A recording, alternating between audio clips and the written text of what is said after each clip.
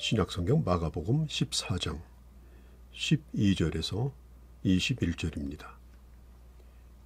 가룟 유다는 어찌하든지 예수님을 넘겨줄 기회를 찾고 있습니다. 가룟 유다는 예수님을 3년간 따라다녔지만 그가 내린 결론은 자신의 야망을 이루는데 그분이 도움이 안 된다는 것이었습니다. 요한복음 13장에 보면 이미 마귀가 예수님을 팔 생각을 가룟 유다에게 불어넣었다라고 말하죠. 유다는 먼저 예수님을 팔 생각을 했습니다. 생각이라고 하는 것은 하루에도 수백 개, 수천 개씩 우리 머리를 스쳐갑니다. 그러나 어떤 생각에 집착하게 되면 그 생각이 머릿속에서 알을 깝니다. 그리고 그것이 의지화되어집니다. 그리고 어느 순간 행동으로 옮겨집니다. 그래서 우리는 처음에 생각 단계에서부터 그 생각이 옳은 건지 그른 건지 우리는 그것을 분별할 수 있어야 됩니다.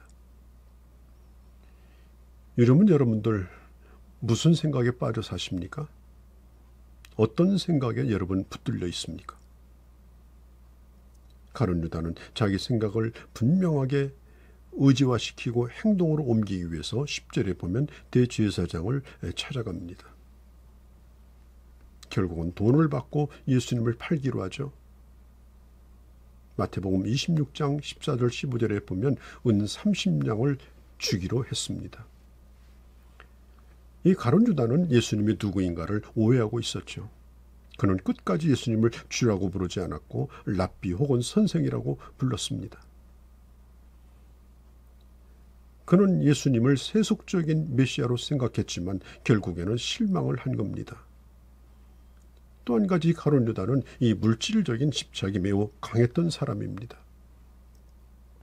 한 여인이 옥합을 깨어 향유를 주의 머리에 부으며 헌신하고 있는 그 순간에도 그 향유의 값이 얼마나 나가는가를 계산하고 있었던 사람인 것입니다.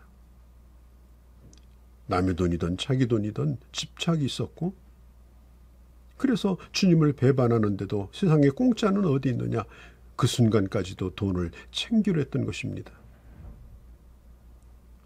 여러분 어쩔 수 없었다 그런 변명은 안 됩니다. 왜냐하면 내가 그렇게 한 것이기 때문에 아담과 하와를 꼬이는 것은 사탄입니다마는 선악과를 따먹은 것은 아담과 하와입니다. 책임은 누가 짓습니까? 아담과 하와가 짓는 겁니다. 자, 오늘 우리는 너무나도 쉽게 배반하는 시대를 살고 있습니다. 교회도 쉽게 떠나갑니다. 예수도 안 믿겠다고 쉽게 떠나갑니다. 우리 주님은 계속해서 기회를 주시죠. 예수님이 드시고 계시던 그 소스 그릇에 태연하게 빵을 적시고 있던 그 순간에도 주님은 이 중에 나를 팔 자가 있다라고 몇 번 경고하셨습니다. 그렇지만 그런 경고에도 불구하고 가룟 유다는 자기 계획을 포기하지 않았습니다. 21절에 보면 주님은 이렇게 말씀합니다. 그런 사람은 이 세상에 태어나지 않은 것이 더 좋을 뻔했다. 여러분 인간이라고 하는 것은 이 세상에 태어나는 것으로 끝나는 것이 아니라 그가 살아가야 될 삶이 있습니다. 또 그 삶에 대한 책임이 있습니다. 만일 배반자의 삶을 살아간다면 그 사람은 태어나지 않은 것이 더 나은 겁니다. 단테 신곡에 보면은 지옥이 9단계가 있는데 8단계가 사기꾼이요. 제일 나쁜 단계 밑바닥이 배반자라고 했습니다. 가룟 유다는 배반자입니다. 성경은 배반의 역사가 많습니다.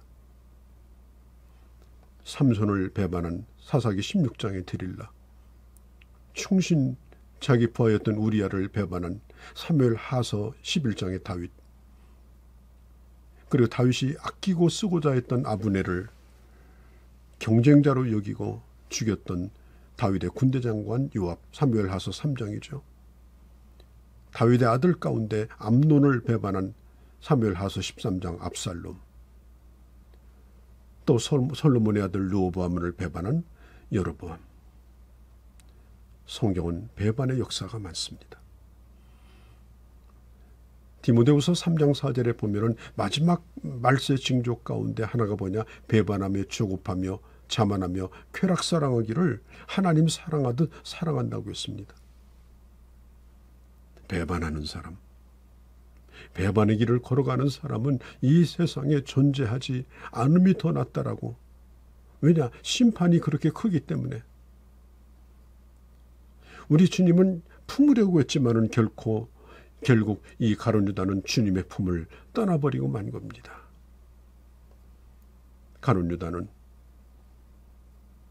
오늘날 오고 오는 세대에 결코 본받아서는 안 되는 그런 모델이 되어버리고 말았죠. 30대의 목이 잘려 수반에 담겨와서 사람들의 구경거리가 되는 매우 처참한 죽음을 당했던 이 세례 요한에 대하여 우리 주님은 여자가 난 자 가운데 이 사람보다 위대한 사람이 없다고 한 이유가 뭘까요? 그는 옥에도 갇혔고 생명의 위협을 당했지만 끝까지 믿음을 지켰습니다. 하나님을 향한 사랑을 지킨 것입니다. 계시록 2장에 보면은 죽도록 충성하라. 그리하면 생명의 멸관을 얻으리라 하셨습니다. 서머나 교회에게 주신 말씀이죠. 서머나 교회의 감독 폴리갑의 이야기를 여러분 아십니까? 그가 화형을 당하기 직전에 로마의 권력자가 묻기를 예수를 모른다고 하면 살려주겠다라고 하죠. 그런데 그는 안 믿겠다고 하면 살아날 구실이 되겠지만은 그러나 주님이 나를 모른다고 한 적이 없는데 내가 주님을 부인할 수 있겠냐라고 그는 죽음을 선택했습니다. 그리고 그 교회에 주신 말씀이 바로 죽도록 충성하라. 생명의 멸관을 너에게 주리라. 바로 이 폴리갑은 주님의 생명의 멸관을 받는 자가 된 것입니다. 자, 14절에 보면 오늘 본문에 음식을 먹을 나의 객실이 어디 있느냐라고 물으십니다. 이제 유월절 식사를 준비해야 되는데 어디서 음식을 먹여야 될지를 묻습니다. 그때 주님의 두 제자를 보내시면서 물동이를 치고 가는 남자를 만날 것인데 그를 따라가서 그 주인에게 말하라. 유월절 식사를 할 객실이 어디 있느냐. 그러면 다락으로 안내해 줄 것이다. 이 두 제자는 주님이 시킨 대로 했습니다. 나의 객실이 어디 있느냐. 내 객실을 내어놓으라. 마치 자기 것을 내어놓으라는 식으로 말씀하십니다.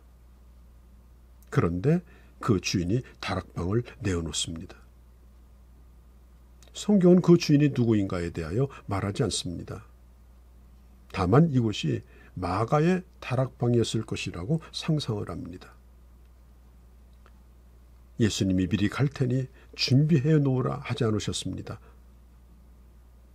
이 다락방의 주인은 명절 대목이기 때문에 이런 방을 빌려주면 얼마든지 돈을 벌 수도 있습니다. 그런데 주님이 그 다락방을 쓰시겠다고 하는 겁니다. 돈을 벌 수 있는데도 공짜로 빌려줍니다. 거기서 만찬도 준비하고 역사상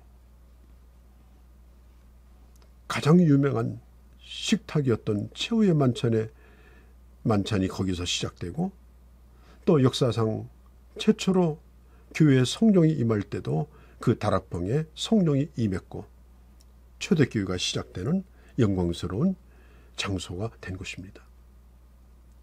사랑하는 성도 여러분, 그러므로 하나님께서 우리에게 감동을 주실 때 여러분 순종하시기 바랍니다. 만일 이 사람의 객실을 달라고 했을 때 거부했다면 이런 역사에 쓰여지지 못했을 것입니다. 그 객실은 주인이 있는 객실인데 몇 호실인데 주님은 나의 객실이라고 말합니다. 물론 내 것입니다. 내 마음대로 할 수 있습니다. 그럼에도 불구하고 그곳이 내 객실이 될 수 없더냐? 내 객실로 만들고 싶지 않더냐? 주님이 쓰시겠다고 할 때 그 순간 그것은 내 것이 아니라 주님의 객실이 되실 것이고 그것은 영광스러운 자리가 될 것입니다. 주님은 이 땅에 계실 때 아무것도 소유하지 않았습니다. 왜? 다 주의 것이기 때문에. 오늘날도 마찬가지입니다. 너의 삶이 내 것이 아니더냐? 너의 소유가 내 것이 아니더냐? 그렇게 주님이 말씀하실 때 맞습니다. 주님의 것입니다라고 고백할 수 있는 그런 주의 자녀들이 되어주시기를 바랍니다.